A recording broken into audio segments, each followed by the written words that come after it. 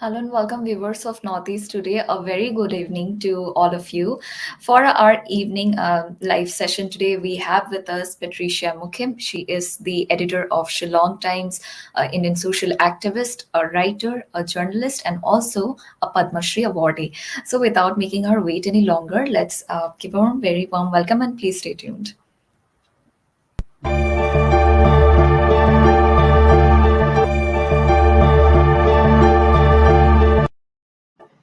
Hello, ma'am. Welcome to Northeast today's live session. It's a pleasure to Hi, have you here.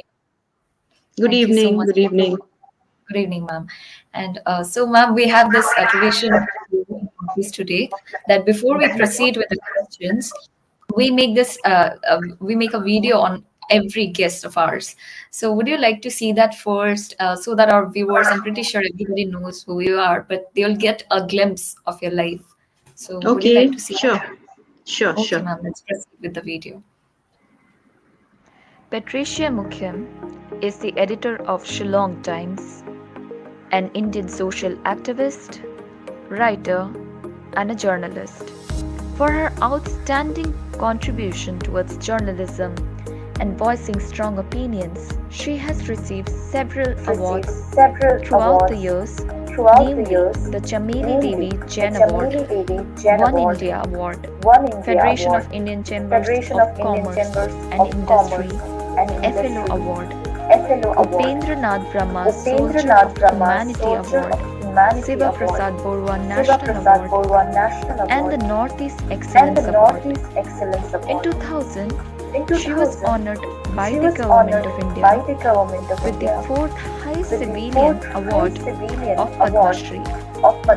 Patricia Mukhim received the Chameli Devi Jain Award in 1996 from the Media Foundation, New Delhi. The Federation of Indian Chambers of Commerce and Industry conferred on her their FLO Award for Excellence in Journalism in 2008. The Government of India included her in the Republic Day Honours list for the Civilian Award of Padma Shri. In 2011, she was selected for the Northeast Excellence Award. Patricia Mukhim is also the founder of Shillong Weekend, a non-governmental organization which fights against the militancy in the state of Meghalaya. Patricia Mukhim continues to voice her strong political opinions and advocates for the freedom of press despite several hardships.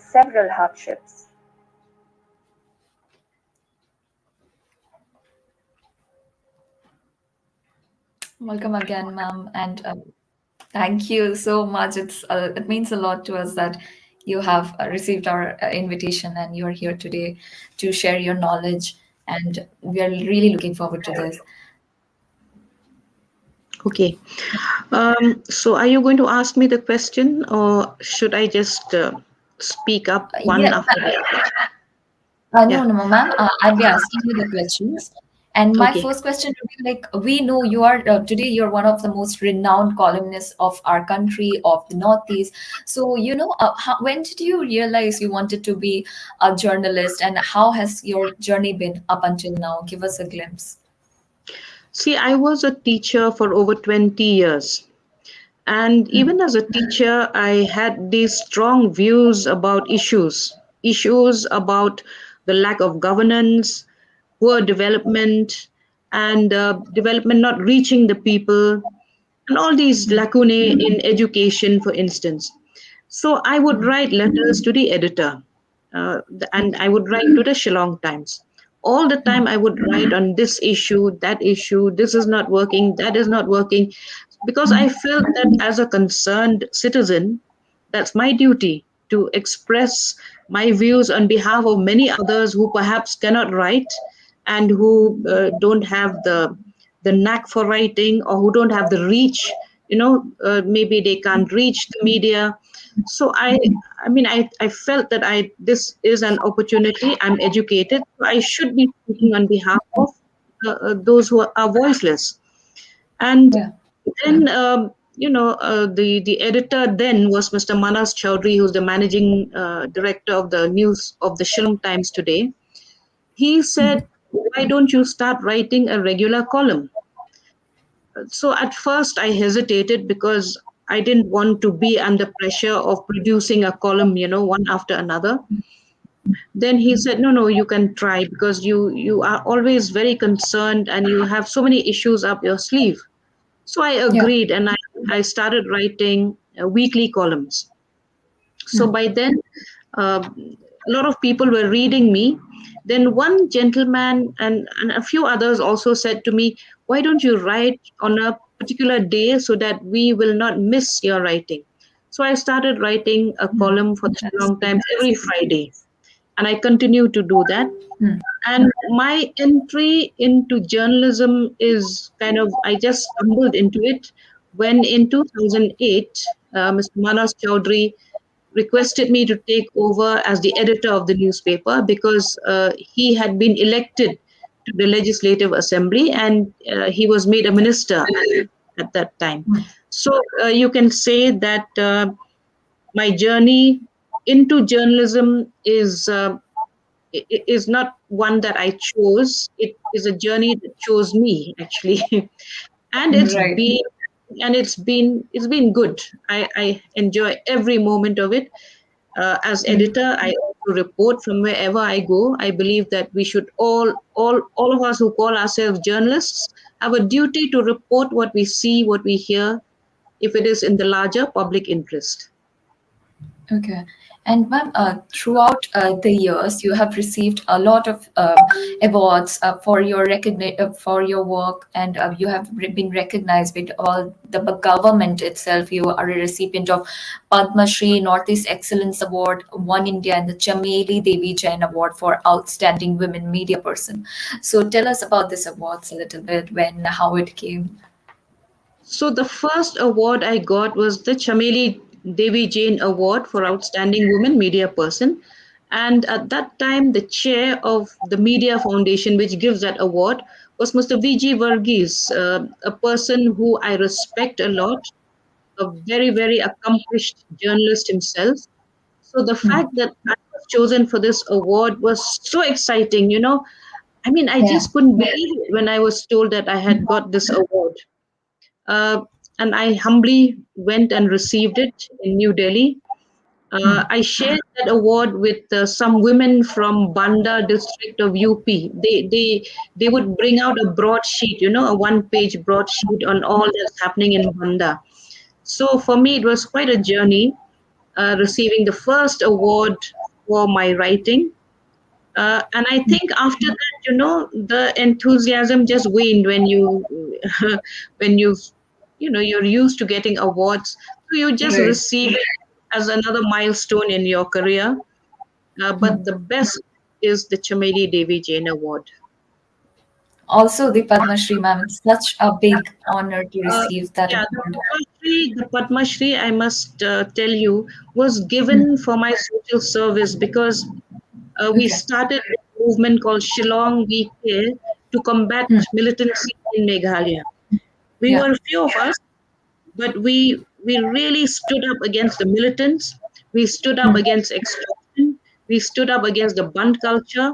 And I think government of India recognized that because we did it at great cost to our lives and personal lives.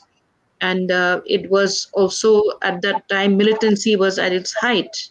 But we decided to fight against it because we did not want Meghalaya to be declared a disturbed area, after which the Armed Forces Special Powers Act will come in, the army will come in. So we went around, we had these public meetings and told people, please support us and please do not support militancy.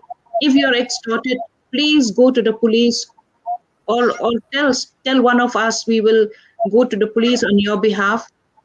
So there were a lot of killings also, people who were not responding to the militants' threats, who were not paying extortion money, they were gunned down.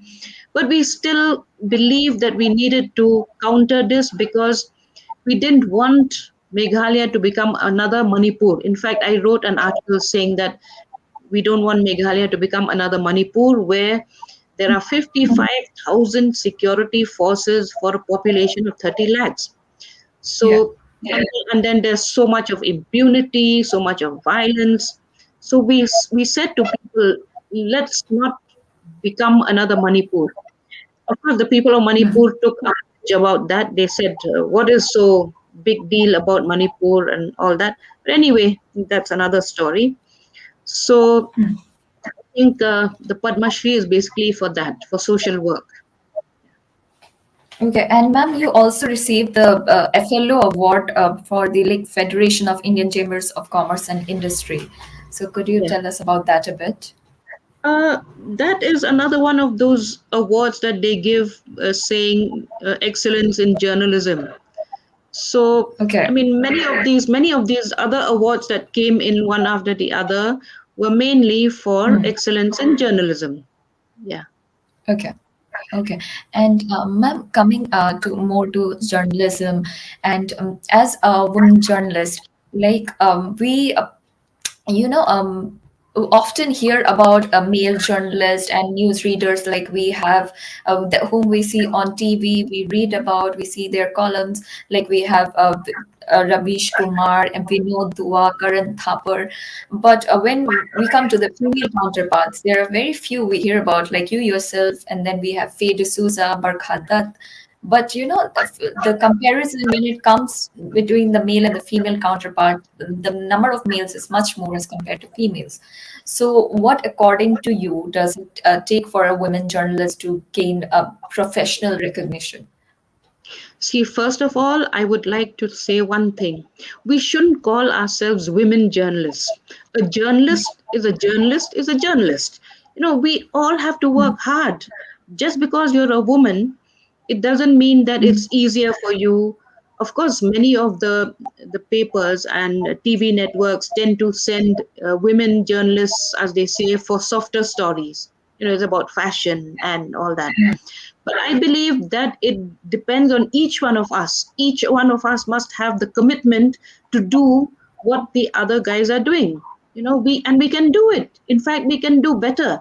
We have so many of young journalists in Meghalaya who are female and who are doing quite well for themselves. They go to all the beats that their fellow male members go. So I think, this whole idea of women journalists, male journalists, of course, as in every other profession, in academics included, it takes a lot for women to reach that level because we also are homemakers, unfortunately, and Yeah. there's nobody to take that space. We still have to do it. So if only we were as free as men are, I'm sure we would do much, much more than what we are doing today. But today, there is a choice. There are many young women who choose to pursue a career and to put off their so called marriages. Many of them are doing that. And I think they're doing quite well for themselves. So, yeah, we have to go out of the beaten track. We have to craft out new ways for ourselves. We have to make new tracks. We cannot go on the beaten track. Yes, ma'am. And would you say like what challenges, like I'm sorry I would mention the word I would women journalist, but I'd rather put it as women who get into the career of journalism. What are the challenges that they faced, and have you personally faced any challenges like that as a prominent media person? No, I have not faced any challenges as a woman journalist, as I'm called. I face the challenges that all journalists face. We face legal challenges, defamation cases for the stories we report. Uh, Sometimes we face contempt of court proceedings. Sometimes somebody files an FIR because they don't like what we write. So, those are the regular challenges that male or female would face in the profession. And Okay. the point is to just do what you have to do, and of course, it's difficult, especially in this regime today. Freedom of the press is a lot less, there's a lot a lot of lesser space for freedom of expression today than it was in the past. Today, most of us, or rather, most journalists or editors, for instance, would do a lot of self censorship, you know, would be very careful about the words used, the sentences used, the kind of views that you put across in editorials and all. So, yeah, there are challenges, and of course, life itself is a challenge, no?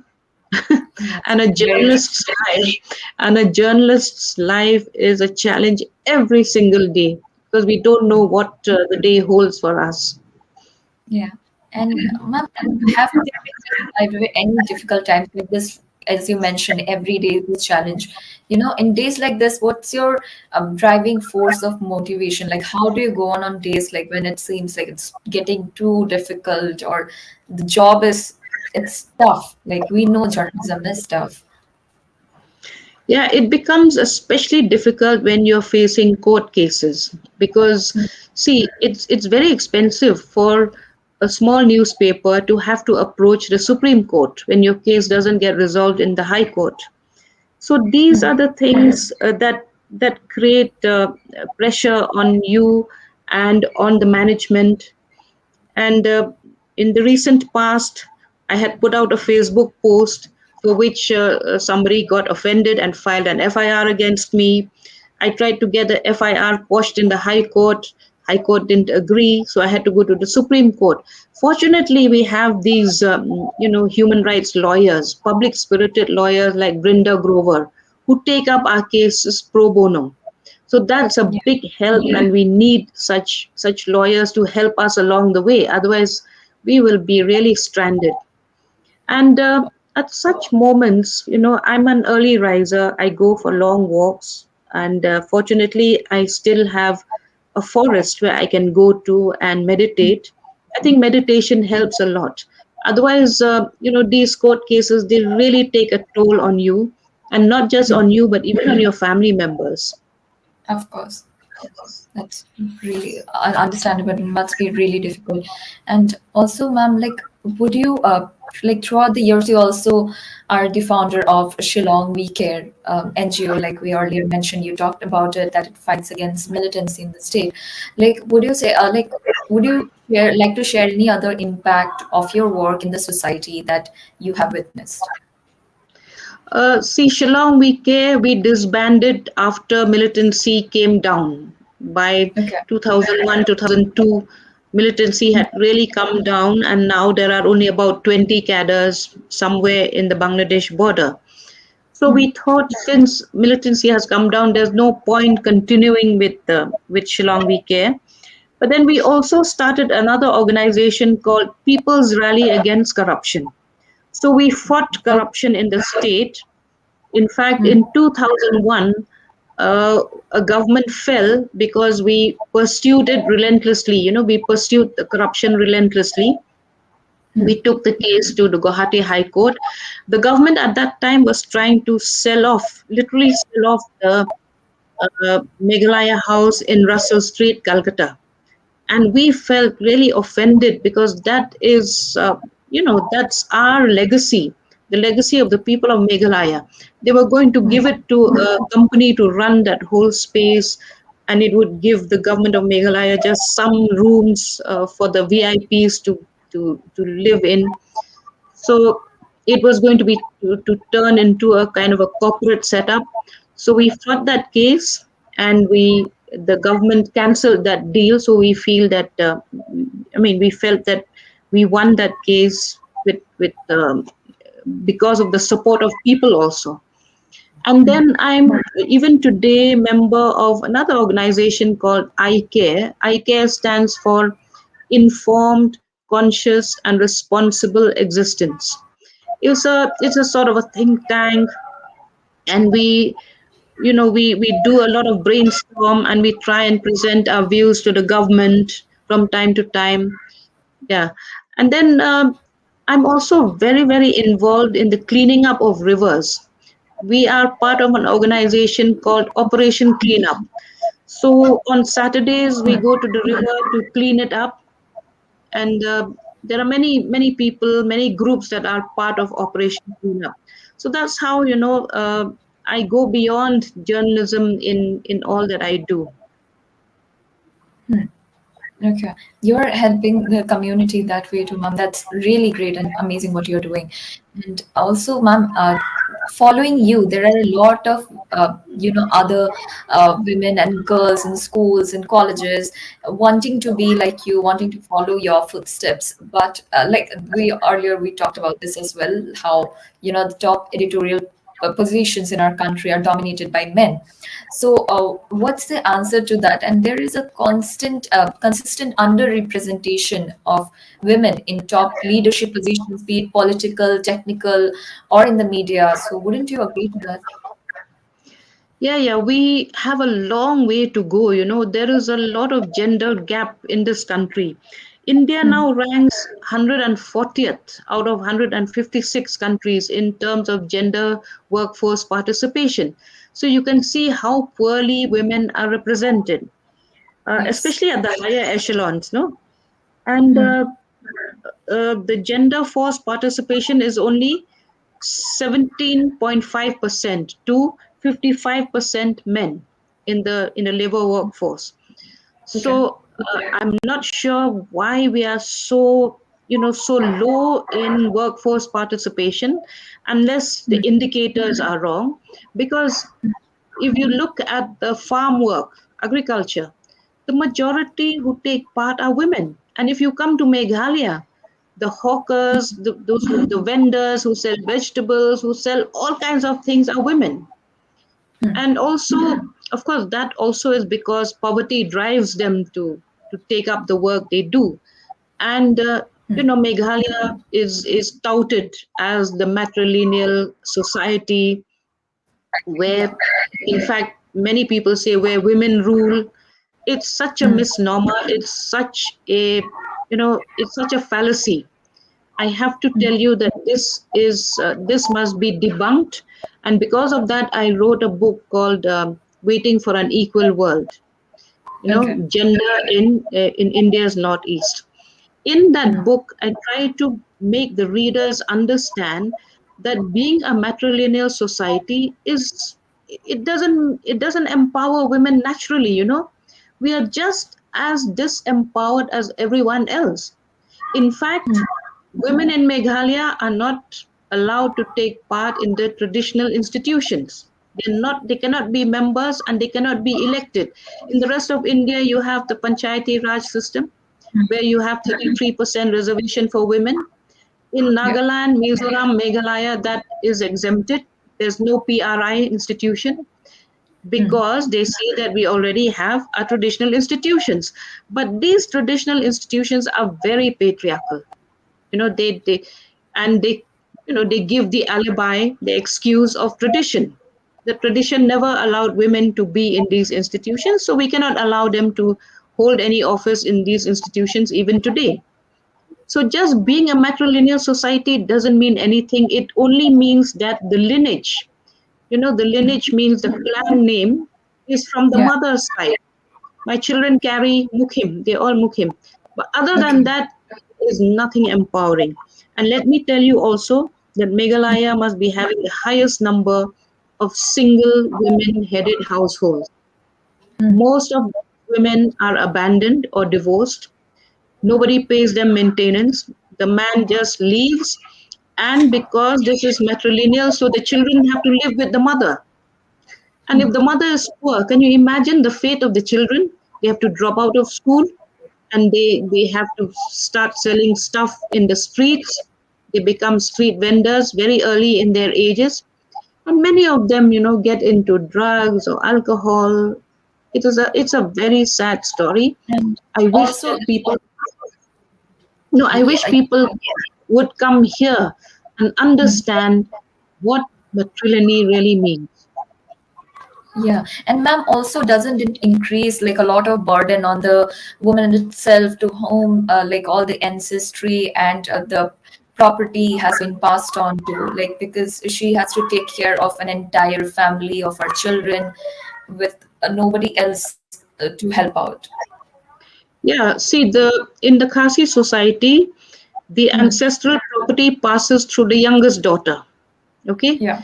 And the youngest daughter, therefore, has to look after her parents until as long as they are alive. So what happens is most of the time she loses her mobility, her economic mobility. She can't go out of the state if she gets a good job. She'll have to remain in her own state. And then it's not just the parents that she has to look after. Her brothers who are unmarried, they continue to live in that ancestral house. Her sisters who are unmarried continue to live in that ancestral house. So she really carries a huge burden, the youngest daughter. But there is a lot of clamor that why should only the youngest daughter get all the property? The property must be equally shared. So if the property is to be equally shared, then that means even the responsibility should be equally shared by all the siblings. And I'm not really aware, but I have read about this bill that's been taken up by a few men in Meghalaya, where they are proposing that the property should be equally distributed among all siblings of the family, if I'm not wrong. Yes, they tried to pass a bill recently in the district council. But this bill will have to go to the governor. The governor Yeah. will go through the bill and see whether it merits to be passed. Most of the bills passed by the district councils have not been passed by the governor. Okay. So the governor gets advice from the district council affairs in the state government. There is a department called district council affairs. So that department gives all the information to the governor that he needs to know, and based on that, a decision is taken whether to pass a bill or not. And most of these Okay. bills are somehow very anti-women for whatever reasons. Okay. And so, ma'am, is there any chances, like chance of this bill being passed? Because I I don't also read see that. that proposing. I don't see that happening. I don't see that happening because any bill that violates equality and equity cannot be passed. If because see, in the present situation, the parents who have enough property are already giving it. They're giving it to all their children equally. Those who do not have are giving education to their children. How can any parent be so unjust as to give everything only to one child? So you're Right. doubting the integrity of the parents, you're doubting their sense of judgment, which is not fair. Couldn't agree more, ma'am. And also, my next question would be like it's related to Meghalaya. And recently, there is this perception about Meghalaya that it's a matrilineal society and women are really empowered there, and they sort of dominate the place. But Meghalaya in recent years has seen a spike in domestic abusive cases. So, what's your stand on this? The status of women in Meghalaya is very, very low. Recently, Niti Aayog survey shows that it's really at the bottom of the pit in terms of healthcare, in terms of what you call maternal health, maternal mortality, very high. In fact, we are as high as in Bihar. Infant mortality is also very high. Then 56% of women in Meghalaya are, they very low blood count, very low hemoglobin. What do you call that? Now that slips my mind. And anemia, if I'm not wrong. Anemic. Yeah, 56% of women in Meghalaya are anemic. So just imagine the condition of women. Healthcare is so very difficult to access. There are villages in Meghalaya where it takes 3 hours to travel 30 kilometers. It's Oh so my. rough. Most women deliver on the way.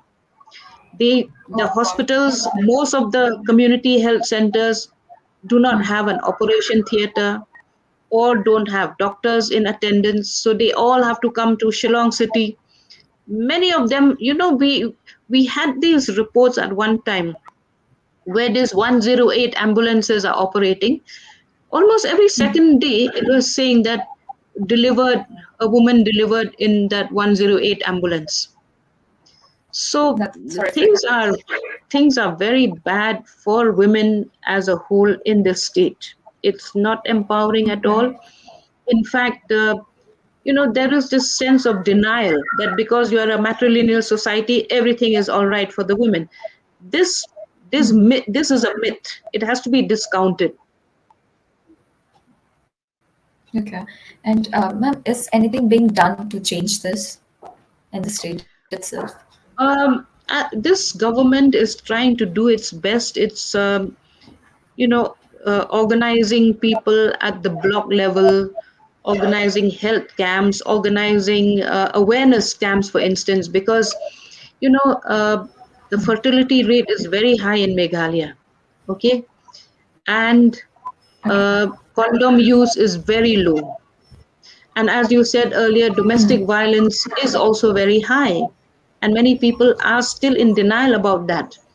I once remember talking about this to a certain headman of a locality, and he said, "Oh, these surveys, I don't believe in these surveys." But actually, uh, if you don't believe a particular survey, the next thing you do is you conduct another survey to show up the faults in the previous survey. But if you don't do that, then you have to stick by the statistics of what has been brought out. And what has been brought out is actually not very good for Meghalaya. Of course, you can't Okay. blame one single government. These are legacy issues, right from 1972 when we got our own state. Maybe we didn't have a proper vision. We didn't have an economic vision. We didn't have a health vision. The state was trying to had envisaged setting up two medical colleges, one in Shillong, one in Tura. That was about 10 years ago. Till today, we don't see that that medical college coming up. Yeah. Okay, ma'am. And ma'am, I would like to come back into the topic of journalism now, coming Yes, from yes. Meghalaya.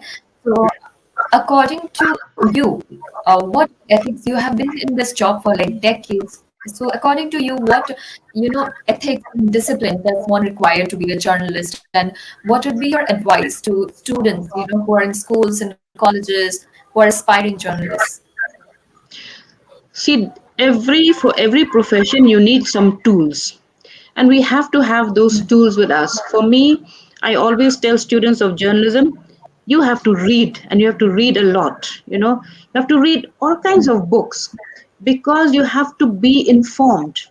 You have to read not just your own newspaper, but other newspapers as well to see what stories you've missed and what other papers are doing that is better than yours, because ours is a very competitive field.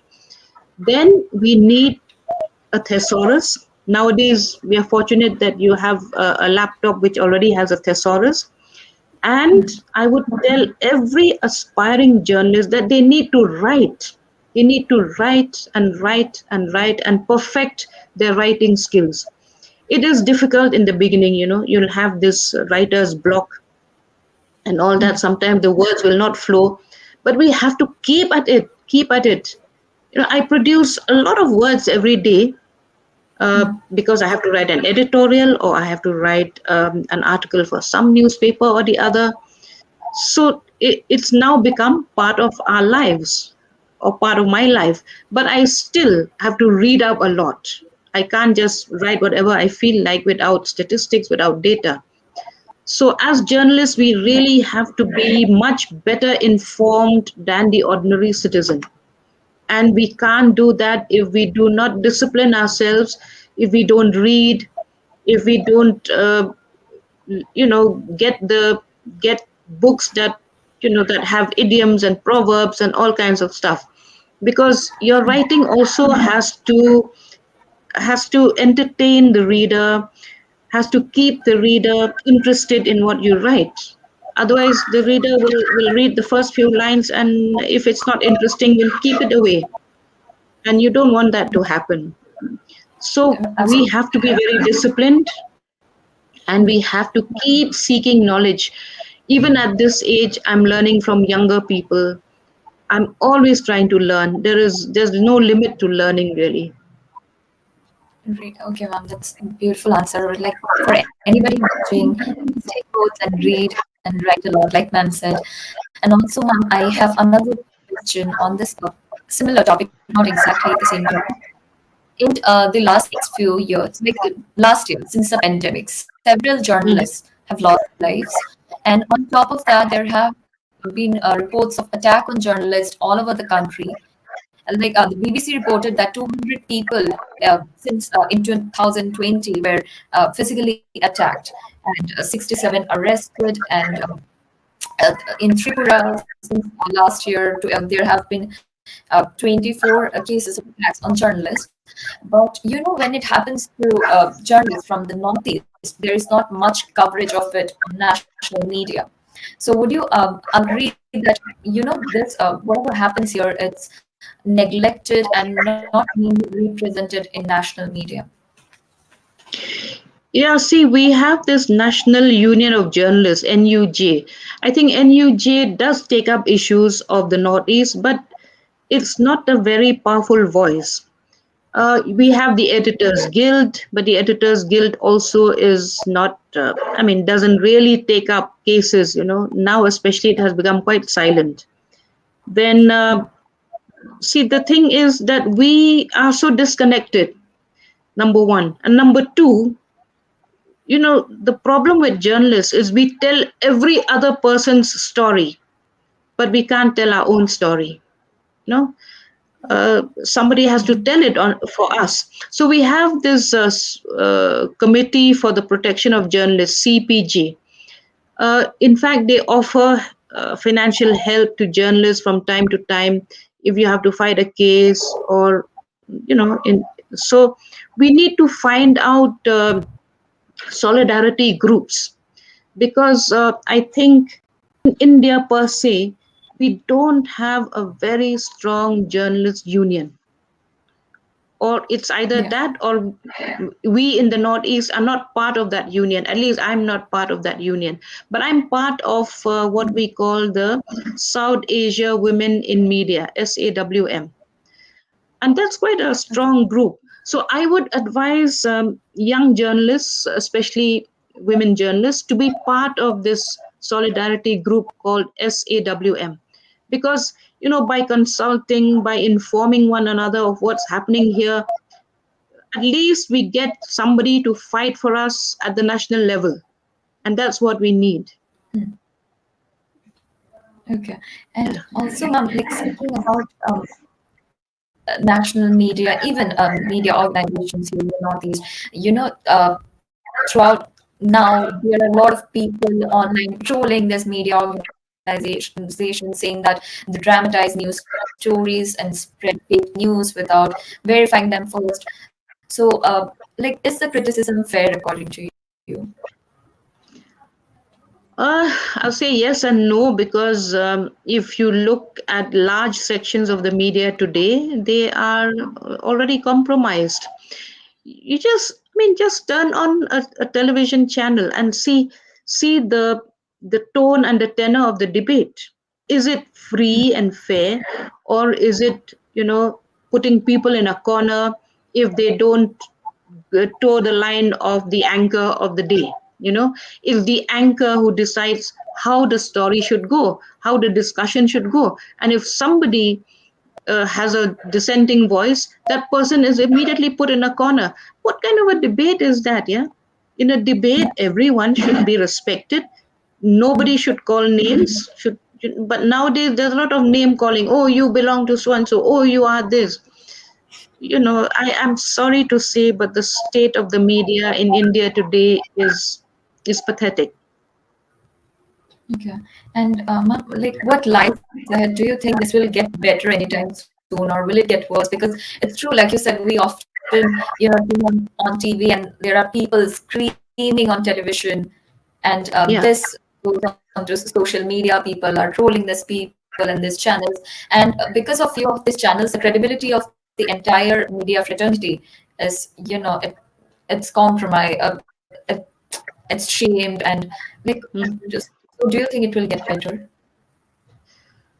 I don't know. I'm sorry to say, but I just see no hope of that happening anytime soon unless there's a change of regime. But under the present regime, many people have decided to just sort of toe the line. It's easier for the management because those who do not do that are facing a lot of financial crunch. In fact, quite a few media houses are working on a very low financial kind of strength. So many people prefer to, you know, go with the flow than to stay true to their course. And this is actually very, very sad because what is the media after all? I mean, see, the freedom of expression and Article 19A of the Constitution, which gives us that mandate to be to report in a free and fearless manner. If we do not follow that mandate, then what is the point of us being media persons? Exactly, couldn't agree more, ma'am.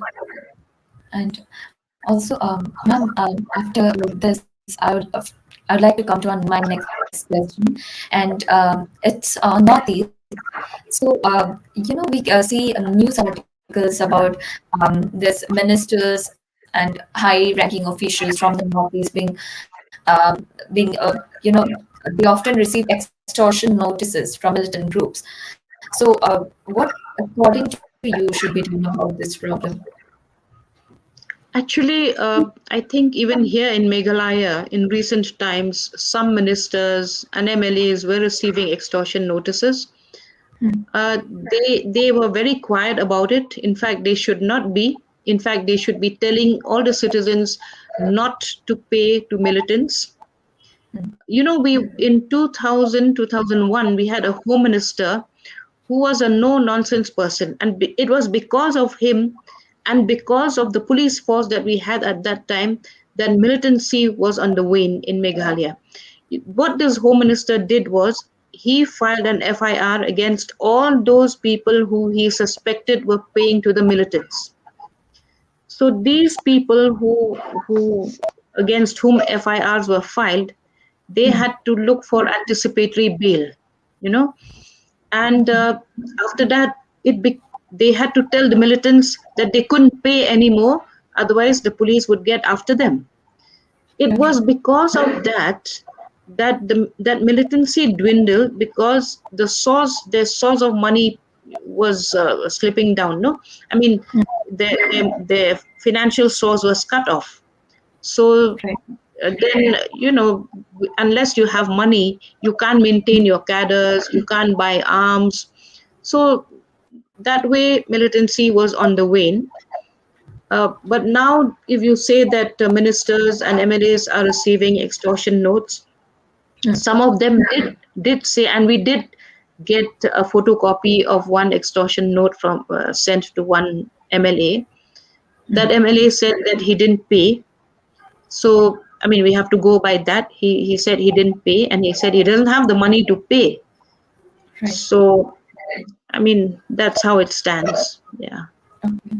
Okay, ma'am. And coming to our next segment, which it's the big incident that happened on 4th of December in Nagaland that we know 14 civilians were killed, because of which we know because of, and the army officers, because of the whole incident happened, they said they uh, they had a report of incidents that, and because of which because of which the whole ambush happened, and we know because of the armed forces act, they receive the impunity, nothing happens to the armed forces.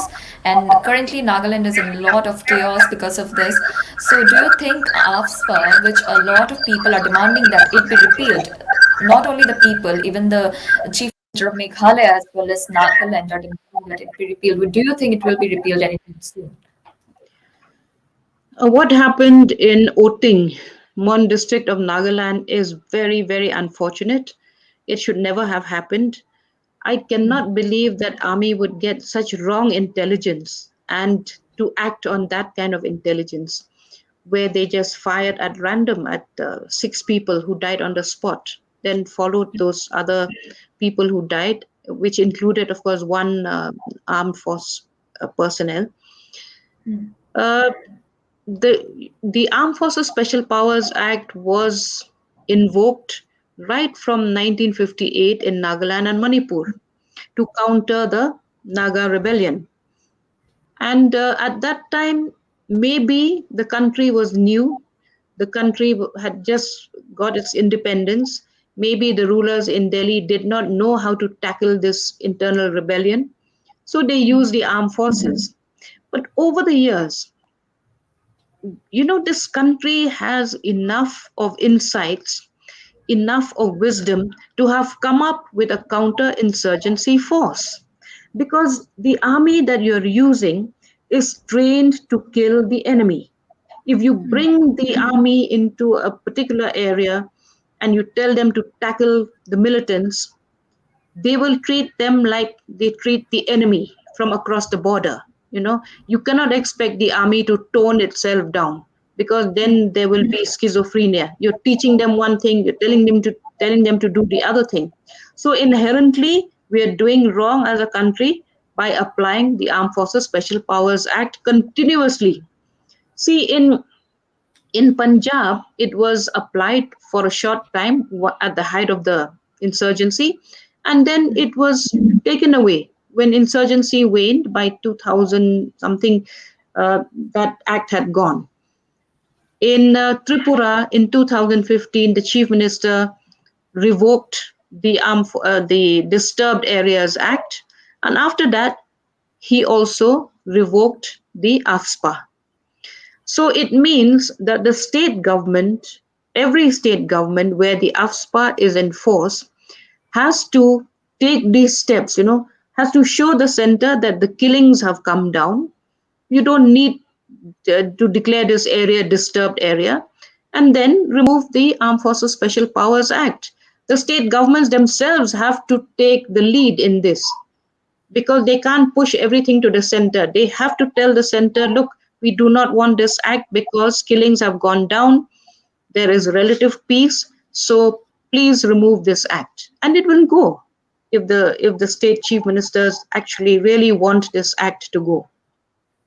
Okay. And ma'am, do you believe that there is an alternative to AFSPA? Like I said to you, we need a counterinsurgency force, okay, which has to be trained to deal with internal rebellions. Why is it that you do not have AFSPA in the Maoist hit areas? There are areas in central India where you have Naxalism, Maoism, but you don't send the army there. When you had the Tamil Elam movement in Tamil Nadu, you didn't send the army there. So why are you sending them to Jammu and Kashmir and in the northeast? And why are you continuing to keep AFSPA alive? Right, ma'am. Exactly, exactly. And so, ma'am, before we f- go more into the topic, I'd like to ask you this question. AFSPA, along with there are a lot of things in the Northeast that affecting the people here. So, what, according to you, are the most crucial issues that's affecting the people of the Northeast that the government needs to pay heed or attention to at the moment? See, we are very poor in law and order. There's no rule of law in any of the states of the Northeast. And look at the conviction rates. Very, very low. Manipur is only about 4% conviction rates. So when there is no rule of law, there cannot be economic development.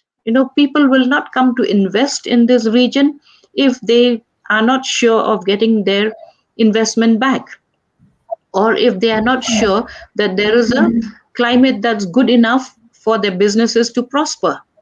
It's as simple as that. And then we have what you call the Act East policy. All the time government is talking about Act East policy, where they want the states of the Northeast to trade with Southeast Asia. Now, how do we do that when Myanmar is in so much trouble at the moment?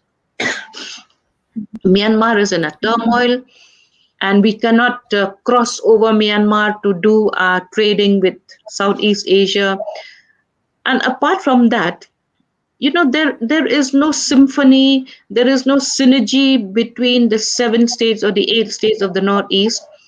We should first have a vision for ourselves in the region vis-a-vis the rest of the country and vis-a-vis Southeast Asia. We do not even have adequate connectivity. You know, connectivity is still very bad between the states, and because of which many of us don't travel into each other's states because the connectivity is bad. It's only now we have a flight from Shillong to Dimapur, not every day, but quite frequently. And I think because of this Uran scheme, we are better connected by air, but our roads are still very, very bad. Recently, I traveled from Calcutta to Jamshedpur by road, and I was so fascinated by the good roads, and they are, they are all 4-lane highways. But look at us in the region; we are so bad with connectivity. Mizoram, you try to go to Mizoram, it takes you so much time. Even traveling within our own states takes a lot of time because of the poor road condition. So our farmers are suffering. Farmers can't bring their produce. We don't have an you know a an economic hub where we can bring all our produce to be sold to the rest of the country or to Southeast Asia. We don't have the production capacity, the processing capacity. We are still very, very poor in all those. So these are the things that we need to be concerned about, and which the Northeastern Council and the Department of Northeastern Region, donor, these are the issues that they should be concerned about. But I don't really know what donor is doing now, other than passing schemes for this state, that state. Donor is not even looking at the Northeast as a whole. We need a more holistic policy for the region. Okay. Okay, ma'am.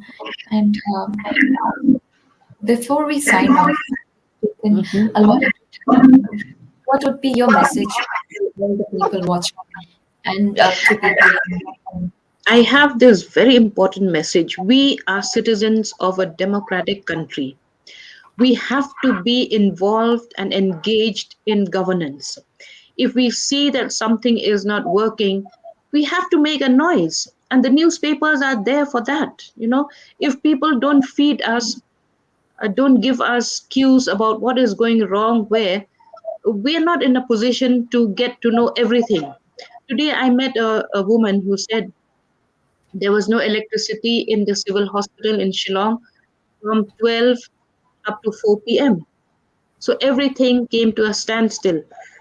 When I asked the person who was looking after the Meghalaya Electricity Corporation, he said, yeah, there was a shutdown notice. Then I said, but then shouldn't they be using generators?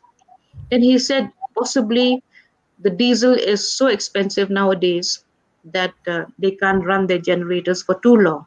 So in a hospital without electricity, how can you function?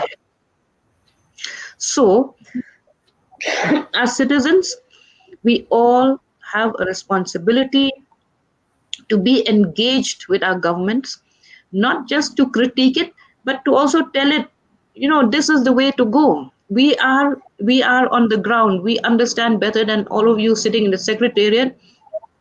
So we are telling you, please do this. Please take up this issue. And we would be ready to cooperate with the government if it takes up the issue that we feel is important.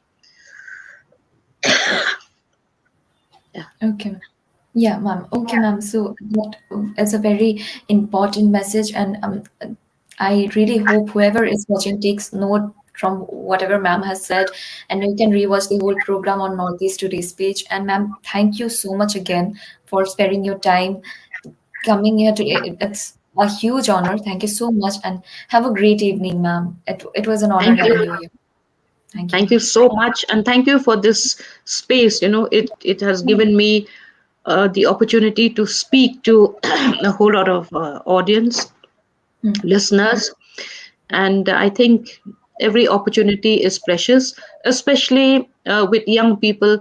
I really feel that they need to be much more dedicated, especially now when they are all doing online schooling, Right. online education. Hmm. I think they need to read much more and understand the work better. Okay, ma'am. Okay, ma'am. I surely reading much more than I used. I would really try to. And thank you for imparting so much knowledge, ma'am. It means a lot. And have a great evening, ma'am. Thank you for your time. Thank you so much. Thank you. Patricia Mukhim is the editor of Shillong Times, an Indian social activist, writer, and a journalist. For her outstanding contribution towards journalism and voicing strong opinions, she has received several awards throughout the years, namely the Chameli Devi Jain Award, One India Award, Federation of Indian Chambers of Commerce and Industry FLO Award, Upendra Nath Brahma Soldier of Humanity Award, Siva Prasad Barooah National Award, and the Northeast Excellence Award. In 2000, she was honored by the Government of India with the fourth highest civilian award of Padma Shri. Patricia Mukhim received the Chameli Devi Jain Award in 1996 from the Media Foundation, New Delhi.